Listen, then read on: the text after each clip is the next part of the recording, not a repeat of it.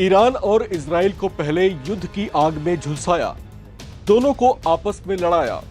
Iran की कमर तोड़ने की कोशिश की, उसके बाद अब अमेरिका ये वाहवाही लूटने की कोशिश कर रहा है कि ये जंग उसी ने रुकवाई है और ये सीज फायर भी उसी ने करवाया है। बहरहाल ईरान और इजराइल ने सीज फायर पर आपसी सहमति जता दी है और दोनों ने युद्ध समाप्ति की घोषणा भी कर दी है। इसका ऐलान खुद अमेरिकी राष्ट्रपति डोनाल्ड ट्रंप ने किया है, जिस पर इजराइल के बाद ईरान ने भी मुहर लगा दी है। लेकिन कहीं ये सीज फायर कोई धोखा तो नहीं है? कहीं ये सीज फायर ईरान के साथ कोई छलावा तो नहीं है? कहीं ऐसा तो नहीं है कि ईरान के बेहद आक्रामक रुख को देखते हुए अमेरिका किसी बात से डर गया था और अपने मिलिट्री बेस पर अटैक के बावजूद उसने ईरान को शांत कराने में ही भलाई समझी? ये बात दुनिया भर में जाहिर है कि इजराइल को ईरान के खिलाफ युद्ध के लिए उकसाने, भड़काने और उसे बैकडोर सपोर्ट देने वाला कोई और नहीं बल्कि अमेरिका ही था। डोनाल्ड ट्रंप को लेकर दुनिया भर में चर्चाएं रही हैं कि उन्होंने ही ईरान पर एटॉमिक डील के लिए पहले प्रेशर बनाया, फिर उसके हौसलों को तोड़ने के लिए इजराइल से हमला करवा दिया। आड़ इस बात की ली गई और हमले की वजह यह बताई गई कि ईरान गाजा के हमास लड़ाकों को मदद पहुंचा रहा था, जो इजराइल के साथ युद्ध में उलझे हुए थे। उन्हें गलतफहमी थी कि अमेरिका के हथियारों का इस्तेमाल कर इजराइल 2-4 दिन में ही ईरान के हौसले तोड़ देगा। उन्हें शायद ईरान के जज्बे का एहसास नहीं था कि मौका पड़ने पर वो अमेरिका जैसी महाशक्ति से टकराने से भी पीछे नहीं हटेगा। इजराइल ने यही सोचकर उस पर हमला किया था और 12 दिन तक यह युद्ध भीषण से अति भीषण होता चला गया, लेकिन वो ईरान के इरादे पस्त नहीं कर पाया। इस हमले से पूरी दुनिया हैरान होकर ईरान को देख रही थी। सब सोचे रहे थे कि क्या होने वाला है। तभी अमेरिका की ओर से सीज फायर की कोशिशें तेज हो गईं। वो शायद ईरान के खतरनाक इरादे समझ चुके थे और ये भी जान गए थे कि ईरान गल्फ रीजन में उसके दूसरे सैन्य बेस पर भी हमला कर सकता है, लिहाजा उसे शांत कराने में ही भलाई है। डोनाल्ड ट्रंप ने दोनों पक्षों को सीज फायर के लिए तैयार किया और आखिरकार ईरान भी इससे सहमत हो गया। दुनिया के कुछ बुद्धिजीवियों ने हालांकि अब ये सवाल उठाने शुरू कर दिए हैं कि इस सीज फायर की आड़ में ईरान के साथ कोई धोखा तो नहीं हुआ? कहीं ईरान को शांत कराकर बाद में उसे फिर बड़ा नुकसान पहुंचाने की योजना तो नहीं है? या फिर कहीं अमेरिका ईरान से डर तो नहीं गया था? दरअसल अमेरिकी राष्ट्रपति डोनाल्ड ट्रंप ईरान को गल्फ रीजन के अलग अलग देशों के विद्रोहियों का सरदार बता चुके हैं। उनका यह आरोप भी है कि ईरान ऐसे तमाम विद्रोही और चरमपंथी संगठनों की सहायता करता रहा है जो यहां अशांति फैलाते रहे हैं।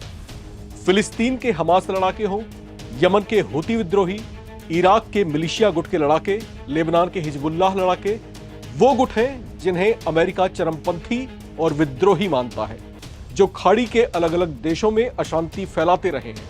ये ईरान के समर्थक माने जाते हैं, जिन्हें लेकर ये चर्चाएं भी आम हैं कि ईरान इन्हें फ्रंट और बैकडोर से और कई अन्य तरीकों से भी सहायता पहुंचाता रहा है। चर्चाओं के मुताबिक इसी वजह से ईरान पर हाथ डालने से पहले अमेरिका और इजराइल ने पहले इन तमाम गुटों और विद्रोहियों पर हमले कर इनके कमर तोड़ी और इनको कमजोर किया। इसके बाद ईरान पर हमले किए गए और उसकी 3 बड़ी न्यूक्लियर साइट्स पर हमला कर उसे उड़ा दिया गया। चर्चा है कि अमेरिका अगर ये कार्रवाई पहले करता तो ईरान और उसके समर्थक चरमपंथी गुट एक साथ संगठित होकर अमेरिका और इजराइल के लिए चुनौती पैदा कर सकते थे। खैर, इतना कुछ होने के बावजूद ईरान ने इजराइल के साथ साथ अमेरिका को भी दिखा दिया कि उसे छेड़ने का अंजाम कितना घातक और खतरनाक हो सकता है। इस सीजफायर से पहले ईरान ने कतर में मौजूद अमेरिका के मिलिट्री बेस पर मिसाइलों से हमला कर उसे भी दहला दिया। ईरान ने इसे अपनी 3 न्यूक्लियर साइट पर हुए हमले का बदला बताया, जबकि सीजफायर के लिए सहमति जताने से पहले इजराइल पर भी ईरान ने जमकर कहर बरपाया। इजराइल के कई शहरों पर ईरान ने अपनी घातक मिसाइलों से अटैक किए, जिससे इजराइल में भगदड़ और अफरा तफरी जैसे हालात दिखाई दिए। उसके ऐसे हमलों पर इजराइल की ओर से कोई खास प्रतिक्रिया नहीं देखी गई। इसे युद्ध में उनका बैकफुट पर जाना माना जा रहा है। इसके बाद डोनाल्ड ट्रंप ने अपने social media platform truth social पर दावा किया कि इजराइल और ईरान के बीच पूर्ण युद्धबंदी पर सहमति बन गई है, जिससे 12 दिन तक चले युद्ध का अंत हो गया। इसके लिए ट्रंप ने दोनों देशों को बधाई भी दी। अपनी पोस्ट में ट्रंप ने लिखा कि 6 घंटे के भीतर एक पूर्ण और समग्र युद्ध विराम लागू होगा, जिसके अगले 12 घंटे ईरान युद्ध विराम का पालन करेगा, उसके बाद इजराइल करेगा। इसके 24 घंटे बाद यह युद्ध पूरी तरीके से समाप्त माना जाएगा। ट्रंप ने दोनों देशों की हिम्मत, बुद्धिमत्ता और सहन शक्ति की तारीफ करते हुए कहा कि यह युद्ध वर्षों तक चल सकता था और पूरे मध्य पूर्व को तबाह कर सकता था, लेकिन ऐसा नहीं हुआ और कभी नहीं होगा। इसे बड़े घटनाक्रम और चर्चाएं दुनिया भर में हो रही हैं। कुछ बुद्धिजीवियों ने यह कहना और बोलना भी शुरू कर दिया है कि अमेरिकी राष्ट्रपति डोनाल्ड ट्रंप शायद खुद को शांति का मसीहा या शांति दूत दिखाने और जताने की कोशिश कर रहे हैं। वो ये बताने और दिखाने की कोशिश कर रहे हैं कि ईरान और इजराइल के बीच जारी जंग को उन्होंने अपने प्रयासों से थामा है। उन्होंने ये दावा भी किया कि इसके लिए दोनों देश उनके पास आए थे और युद्ध विराम कराने को कहा था। हालांकि ईरान उनके ऐसे दावों को झूठा बता रहा है। अमेरिका के शांति प्रयासों के बाद यह युद्ध रुका है, ये एक फैक्ट है, लेकिन सोचने वाली बात यह है कि जो अमेरिका अब तक इस युद्ध में इजराइल को बैकडोर सपोर्ट दे रहा था, वही अमेरिका अचानक युद्ध की ओर रुकवाता दिखाई दिया। दरअसल डोनाल्ड ट्रंप की ओर से अचानक ऐसे प्रयास तब किए गए जब ईरान ने कतर में मौजूद अमेरिकी सैन्य बेस पर जोरदार अटैक कर उसे थर्रा दिया।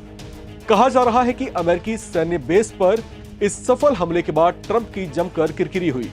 ट्रंप को शायद इस बात का एहसास हो गया था कि ईरान अपनी न्यूक्लियर साइट पर हुए हमलों के बाद शांत नहीं बैठेगा और उसके कुछ और सैन्य बेस को निशाना जरूर बनाएगा।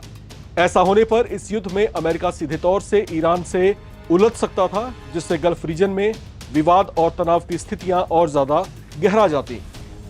जबकि रूस और चीन भी उसे पिछले कुछ दिनों से लगातार आंखें दिखा रहे थे। लिहाजा इस युद्ध को शांत कराने में ही ट्रंप ने भलाई समझी, जिसमें वे काफी हद तक सफल भी हो पाए हैं।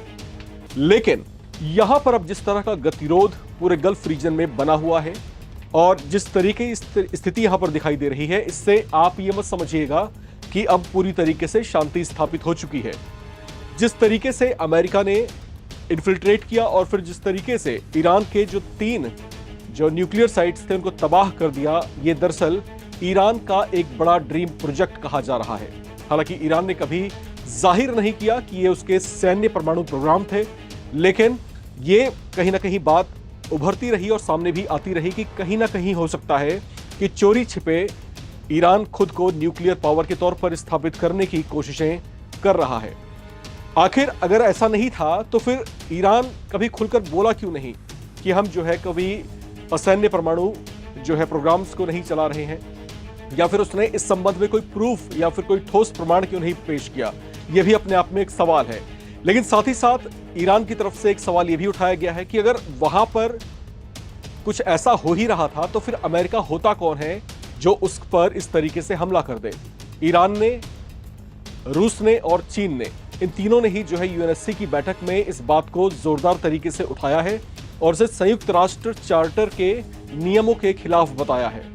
ये किसी देश की सोवरेनिटी, उसकी संप्रभुता के ऊपर किया गया एक बड़ा हमला बताया गया। लेकिन अमेरिका शायद इन सब चीजों से इम्यून है, उसे कोई परवाह नहीं। शायद वो इस गुमान में है कि वो एक महाशक्ति है, उसका कोई कुछ बिगाड़ नहीं सकता।